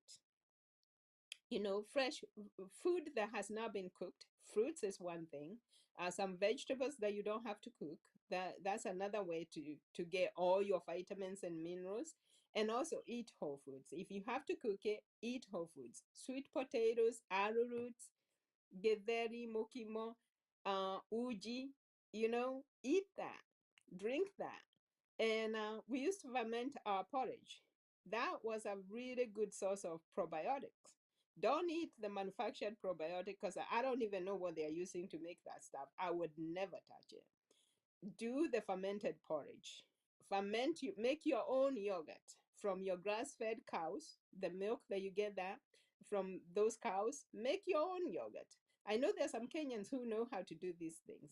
Buy from them. So I hope I have answered your question on food. But if I didn't, let me know. Yes, you have. You have answered the question. But there's also something else that has really happened in the country recently. Hivi Mm. majuzi tumekuwa tukifuatilia mambo ya nchi na tukaona pia mojawapo wa matajiri zaidi duniani Bill Gates alikuwa ametembea hapa Kenya, na mojawapo ya mambo ambayo alikuwa anazungumzia ni kuhusu GMO, the genetically modified maize, na ikasemekana kwamba kuna milioni 10 za bags za mahindi kwamba zitakuwa zinakuja Kenya Na nilikuwa nauliza, je, kati ya mahindi haya yakija hapa Kenya, labda afu yaje yapandwe, yaje yakue, je, baadaye kuna any case ama kuna jambo ambalo linaweza leta kama swala la kuwa na obesity siku za usoni, ama itakuwa tu ni mahindi tu ya kawaida, hata adhiri maybe our Okay. bodies baadaye tukishaanza kula mahindi haya? Yeah. Okay, so that's a good question. I was actually having that conversation with another evangelist from the US. And she was like, I don't know why people hate this man, but he has helped Africa so much. And I said, I don't hate Bill Gates, but I would not touch any of his money. I would not touch his money. I would not do GMO. As a matter of fact, I talk against that. I would not do GMO, and I would not touch his money. And just because a wealthy person is giving you money, all success is not good success, and all money is not good money. And there's never anything for nothing. Anybody who is giving you something, there is something they're taking from you. There is never such a thing as something for nothing. So just know that. But I'm not talking against Bill Gates, but I would not touch his money personally. And if the government wants to take it, that's on them. When things go bad, you're gonna have to answer to our maker. Okay. Aya, tunazidi kusonga mbele. Nataka niweze kutambua wapenzi watazamaji ambao wamefika, tukizidi kusonga mbele vizuri, ndio angalau tuweze kuwatambua nyote ambao mnafika katika kipindi hiki kizuri ambao tunazidi kusoma mengi kuhusiana na swala nzima la obesity, kwa sababu ni swala la mili na ni vizuri tukae tukijua jinsi ya kutunza afya zetu, kutunza mili yetu, kwa sababu Mwokozi alitupatia mili hii kwa lengo nzuri la kuweza kujitunza vizuri. Haya, Maura Helen, nakuona unasema kwamba uko ndani, asante sana. Sky T, nakuona pia uko ndani kabisa, thank you so much. Evangelist Francis, asante sana kwa sababu ya kuweza kuitana kabisa. Estamburu, unasema kwamba uko present. Ani Petina John, unasema kwamba uko tuned, unatazama kutoka sehemu ya Juja, asante sana. Ani Petina, karibu sana, karibu sana. Evangelist Mary Njau wa director, asante sana, nakuona uko ndani kabisa, barikiwa sana Evangelist Mary Njau kwa sababu ya kuweza kufika. Naam, Estamburu unasema kwamba tuko pamoja kabisa, asante sana. Evangelist Mary unasema kwamba we are blessed to have you. Alice, God bless your heart for your concern about our health. Thank you. Naam, tukisonga mbele tunamuona Maura Wabaire, unasema kwamba uko ndani, asante sana. Bishop Gideon Macharia, asante sana, karibu sana dad, tuweze kusonga mbele pamoja. Marie Mbugwa na kuona pia uko ndani kabisa, asante sana. Zakaria Exele unasema kwamba hujasalia nyuma hata kidogo, asante. Beth Maina, karibu sana kwenye kipindi kizuri hiki ambacho tunazidi kuliinua jina la Mwokozi kupitia kufunzwa jinsi ya kuweka kisha kwamba afya zetu ziko sawa kabisa. Asante Bishop kwa sababu ya kutag marafiki kabisa kabisa kabisa kabisa. Mary Size unasema kwamba uko ndani, thank you so much, karibu sana kabisa kabisa. The blessed waambie kabisa mtu atag rafiki. Aha, Joseph Nyamo unasema kwamba uko ndani unatazama, thank you so much, karibu sana. Mili Kamau, asante kabisa. Naona pia unasema kwamba unazidi kufuatilia kipindi kwa njia ambayo inapendeza, asante sana. Aha, Evangelist Mary unazidi kutukaribisha sote katika kipindi hiki cha afya bora ambao tunazidi kusoma mengi kuhusiana na swala zima la afya na obesity. Estamburu na kuona kabisa kwamba unasema uko ndani, asante. Cheri, asante sana, na kuona pia tunazidi kusonga mbele pamoja. Rafiki yangu Mwalimu Vincent Kemboi, haya, karibu sana mwalimu mwenzangu, tuweze kusonga mbele pamoja, napendeza kabisa. Wow, inapendeza. Pastor Lucy Mwangi, Bwana Yesu asifiwe sana, karibu sana. Unasema kwamba umefika haraka sana baada ya kupokea mwaliko, asante sana Pastor Lucy. Natumai kwamba tunazidi kubarikiwa pamoja. Unasema kwamba kipindi ni kizuri na unazidi kujifunza mengi. Jamani, inapendeza sana. Aha, namwona nani pale, Jane Jesse, karibu sana. Unasema kwamba uko tuned, asante sana Jane Jesse, tuzidi kubarikiwa pamoja katika kipindi hiki. Steve Kamau unasema kwamba uko tuned, thank you so much. Masewa DK, naona pia tunazidi kufuatilia kipindi, thank you and thank you kwa sababu ya kuzidi kubarikiwa pamoja. Suzi Mungai, asante sana, nasema pia wewe uko ndani kabisa. Thank you so much. Iraki Frank, na kuona kabisa uko ndani. Marie Mbugwa, naona kabisa unasema kwamba tuite marafiki kabisa. Thank you na shukran zaidi kwa sababu ya kuweza kualika marafiki na kuweza kuwatag kabisa. Triza Eric, asante sana. Naona pia wewe uko ndani ya kipindi, nazidi kufuatilia kipindi hiki kwa utaratibu mzuri. Nasema kwamba pia wewe umetoa. Haya, jamani, ni upendo mkubwa sana. Asante. Nazidi kumwona nani pale? Anthony Ngaroya, asante sana. Na kuona sana bwana Anthony, tunazidi kufuatilia kipindi hiki pamoja na inazidi kupendeza tena vizuri sana.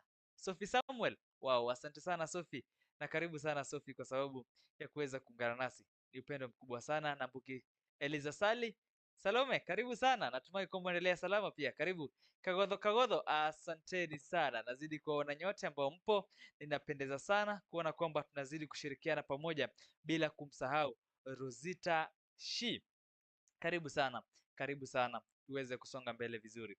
Naam, tukirejea upande wako, kabla nataka nikupe fursa hii angalau sasa uweze kutupatia parting shot, ndio itakuwa inapendeza tukizidi kusonga mbele. Nafasi ni yako. Okay, so like I said, there is never something for nothing. If a wealthy person comes to you and they say they're gonna give you money to change something, think carefully what's before you. I think the Bible says, if you go to eat with a wealthy person, consider carefully what's on the table, because you might be putting a knife to your throat in the process. So I know the Bible also says that the love of money is the root cause of all evil. Be careful with who's giving you money and why you're doing it, because there's never something for nothing. Also, if they're asking you, GMO is genetically modified food. Are you trying to tell me that when God brought us to this world, he did not make things properly? So we need to change what he made? We need to modify what he did? Because basically that's what you're saying. And if you're into that, may God bless you, because you will have a lot to answer. And what most people in our country, because they're struggling, money is an issue. They're struggling and they don't see a way out. They will do anything for money. But remember, what does it profit a man to gain the whole world and lose their soul? So those are my parting words. But going back to obesity can be easily and naturally controlled. And it's actually very, very easy when you deal with the root cause. Everything will be easy when you do that. But if you just focus on the diet and exercise, it's gonna be difficult and you might not succeed. But that's it for me. Asante sana tumeshukuru sana. Mimi binafsi nimeshukuru kwa sababu nimejifunza mambo mengi, na kama naweza chukua sekunde kama 30 hivi niweze kuwapatia recap kwa sekunde 30, kile ambacho kikubwa zaidi tumejifunza ni kwamba swala nzima la obesity, kwa wale ambao labda mmoja ameingia katikati, ni kwamba swala nzima la obesity limegawanywa mara mbili. Kuna swala lako la kimwili na kuna la kiroho, lakini usisahau kwamba kuna jambo la msingi zaidi, ni kwamba unafaa uangazie jinsi unavyoshughulikia swala la obesity ama mwili kutoka kwa mizizi. Usiliangalie juu tu, na tukaelezwa vizuri sana kwamba tuwe watu ambao kando na kutia motisha na kujitia motisha kwamba tunaamka tunafanya mazoezi, tunaangalia vyakula, pia tuangalie sehemu yetu ya kiroho, jinsi ambavyo sehemu yetu ya kiroho inavyokaa. Je, inaonyesha kwamba tunaelekea sehemu inayopendeza ama ina eti? Haya, nashukuru sana mpenzi mtazamaji ambao umeshirikiana na sisi. Kwa mfano vile nimemwona pia Shirokima ameweza kuungana na sisi, na vile vile pia Harriet, asante sana. Sote ambao tumeshirikiana nasema asante na asante sana. Usisahau kila mwezi angalau mara moja huwa tunapata nafasi sana nzuri sana ya kuungana na Bi Alice Munywa ambaye anatueleza zaidi kuhusu masuala ya afya bora. Kwa hivyo unapoona nafasi hizi imepatikana, usisahau kwamba ni neema ya Mungu. Naam, tunapotamatisha kipindi hiki, nataka pia vile vile nikukumbushe kwamba tarehe 12 mwezi wa Disemba tutakuwa tunaenda pale Goshen Children's Home pale Githurai 44, na itakuwa inapendeza sana. Wengi hupenda kuita sehemu hiyo Gedho. Haya, yote 9-10 ni kwamba nitakuacha na video hiyo, angalau ujue sababu kuu inayofanya twende Githurai ni kwa sababu ya kupatia matumaini kwa watoto hawa ambao walikuwa wametupwa, wengine hawana wazazi, waliaga, ni mayatima, lakini sasa hivi kupitia Goshen wanapata matumaini. Nasema asante na wacha tuweze kuomba ili tuweze kutamatisha kipindi hiki kwa neno la maombi. Mungu Baba, tunakuja mbele zako hivi sasa tukisema ni asante. Umekuwa nasi kutoka mwanzo wa kipindi hiki hadi sasa Bwana, tumefika tamati. Yote ambayo tumeyafanya ni kwa ajili ya utukufu wako. Yote ambayo tumetekeleza ni kwa ajili wewe upewe sifa na tujue jinsi ambavyo tunaweza chunga mili yetu ili tuweze Bwana kuzidi kulitukuza jina lako Bwana, kwa sababu wewe ni mwema na wema wako Bwana unazidi kudhihirika na jinsi ambavyo Bwana tunazidi kujifunza mambo mengi. Bwana, tunakushukuru kwa sababu ya Bi Alice ambaye amechukua muda wake akatufunza mengi kuhusu miili yetu na kuweza kuweka afya zetu bora. Tunaomba ya kwamba yote ambayo tumejadili tukaweze kutusaidia ili yakaweze kutuweka vizuri, na mambo ambayo tukaweze kutekeleza ili tukaweze kuwa Bwana na afya bora Bwana. Yote hayo ambayo tunazidi kuomba kwamba Bwana utatusaidia tuweze kutimiza ili tuweze kukutukuza na kuweza kuliinua jina lako. Tukifundamavumkana hivi sasa, tunaomba Bwana tulinde sote. Tutakapo wanapata nafasi nzuri ya kupatana tena, tutaliinua jina lako na tutasema kwamba hakuna mwingine aliye kama wewe. Katika jina la Yesu Kristo naomba nikiamini. Amen, amen, amen. Asante sana, Amen. asante sana na tunashukuru sana kwa muda wako. Thank you. Wakati mwema na wapenzi watazamaji. Tunaona tena wiki ijayo ama mwezi ujao katika kipindi kama hiki, lakini sahau kesho asubuhi tutakuwa na kipindi kizuri sana cha Keneri ya Moyo. Kwa hivyo kwa sasa tunasemaje? Tutasema kwaheri. JLI Media Network invites you to partake in a visit at Goshen's Children's Home located at Githurai 44. We shall visit these beautiful children of God on Jamhuri Day, that is on 12th December 2022. Let's visit and leave a smile on the faces of these beautiful children by donating school fees, foodstuff and other basic necessities. Jina langu naitwa Karen Njau, niko darasa la 5 na niko Goshen Children's Home. Goshen Children's Home imenisaidianga sana. Kuna place nilikwanga siko na participate kwa masomo, nilikuwa nakuja number last, nakuja nasikia vibaya sana, lakini sasa nilikuja huko, nilikuja nikaanza kuwa number 3, nikakwenda 2, nikakuwa 1 size. Nafurahia sana kwa number 1. Nashukuru sana kwa sababu wananipanga materials za kusoma, stationery, na pia wananisaidianga mara naweza. Tunakaribisha sana sikukuu yetu, kuja mtu join tufurahie pamoja. Mtuone venye tunakaa, venye tunafurahia, yani tuongea na nyinyi pia. Mimi naitwa Bene, niko darasa la 6 na nasomea shule ya Totos. Napenda Goshen kwa sababu inatupea chakula, tunacheza na bado tunaenda tour. Mkuje mtujoin sikukuu ili tuweze kufurahia na tusherehekee na nyinyi pamoja. Goshen's Children's Home, being the haven of these destitute children, started in 2012 by Pastor David and Pastor Irene and have showed them love over the years, and this is our time to join them and celebrate with them this festive season. Majina yangu naitwa Pastor David. Mimi ni baba wa ministry ya watoto Goshen. Mimi ni Pastor Irene, Goshen Children's Home. Mimi ni mama yao. Kwanzia pale mwanzo mimi nikiwa mtoto mdogo nilikuwa napenda watoto, na nilipoitwa kama mchungaji niliona ni vyema niwe na watoto mahali ninaishi ama nikae na watoto. Hiyo ndio ilinifanya nianze kazi ya kulea watoto yatima. Hii Goshen ilianza mwaka wa 2012 tukiwa tu hapa Githurai, Nairobi, Kenya. Impact ya ministry ya watoto ya Goshen imeguza watoto wengi ambao ni needy. Tumeweza kupitia kusaidiwa na Mungu na wahisani kama nyinyi ambao mnatusikiza na kutuangalia kwa televisheni.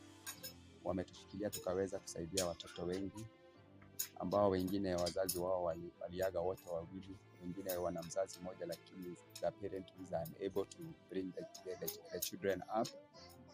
So katika hii maeneo tumeweza kukuza hiyo kazi sana, na tumeweza kusaidia watoto wengi ambao hawangekuwa na matumaini ya maisha, lakini kupitia Mungu kutusaidia tumeweza kuwasaidia kuweza kusimama na kuendelea na kuweza kuwa na matumaini ambao haikuwepo. Kwa hivyo tunashukuru Mungu kwa sababu ya kutuwezesha, na pia tunashukuru pia wahisani wetu, na hata nyinyi ambao mnatusikiza.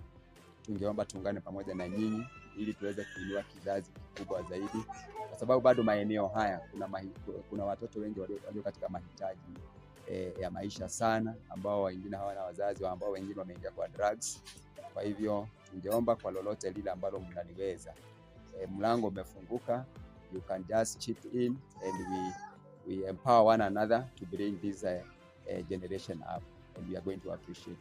Thank you very much. Okay, sasa wakati wa sherehe tungeomba mnaweza kutembelea school fees, kwa sababu sasa hivi tuna watoto zaidi ya 10 ambao ni candidates. Some of them ni candidates wa form 4, and we believe God wataingia colleges.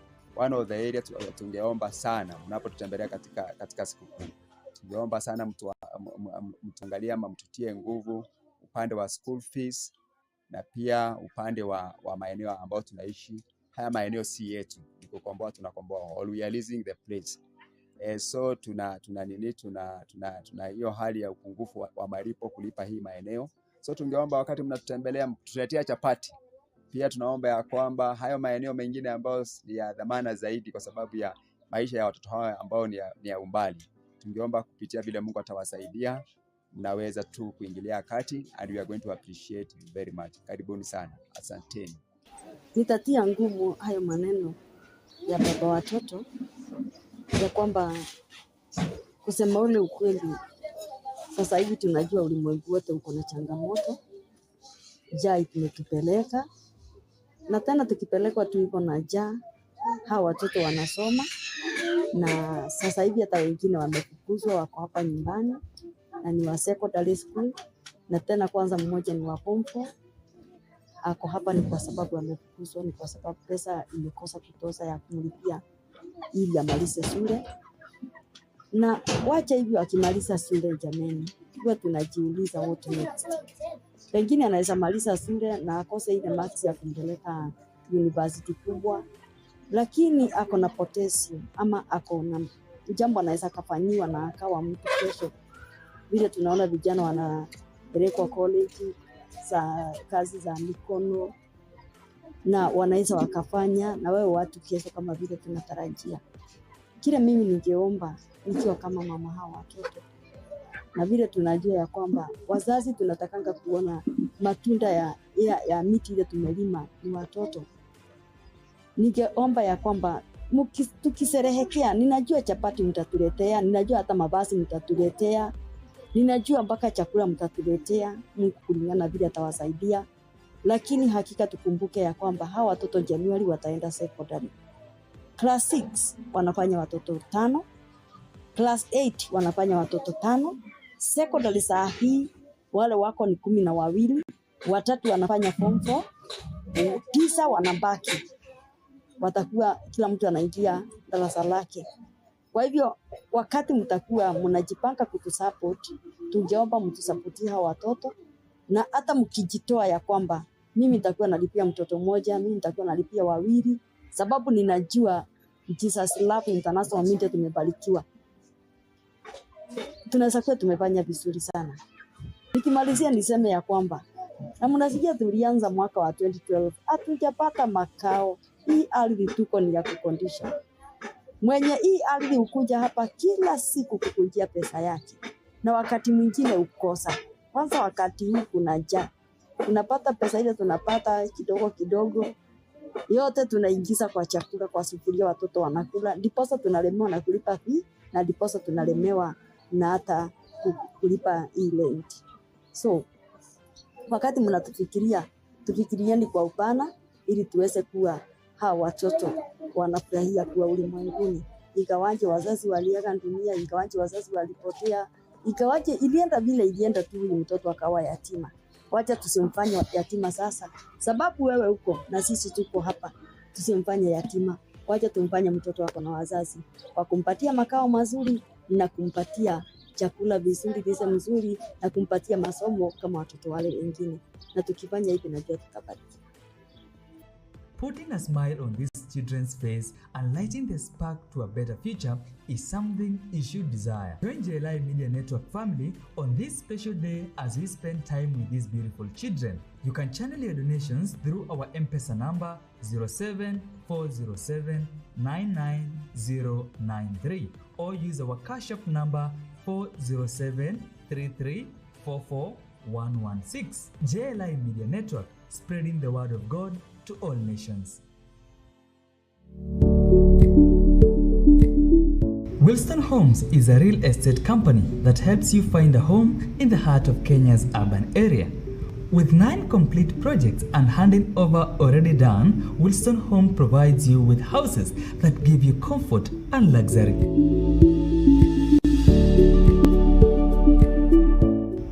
Get your ideal bungalow or mansionette with a minimum deposit of 2 million Kenya shillings and the remaining amount paid within 15 months for bungalows and 24 months for mansionettes.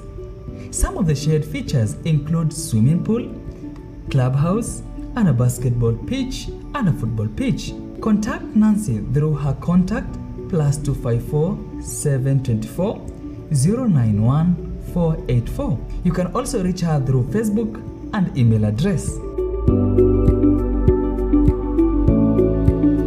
Wilson Homes, together we build the future. Je, ungependa kujifunza Kiswahili? Je, ungependa kujua lugha hii ambayo inazungumzwa na watu zaidi ya milioni 1 kwa usanifu na ubora zaidi duniani? Habari njema ninayo. Unaweza jiunga na darasa la Kiswahili, usome lugha hii kwa wakati wako na kwa malipo ya kueleweka. Usisite kuzungumza nasi kupitia WhatsApp ya +254 00638795 au kwa barua pepe ya mboros29@gmail.com kwa maelezo zaidi. Kiswahili kwa wote.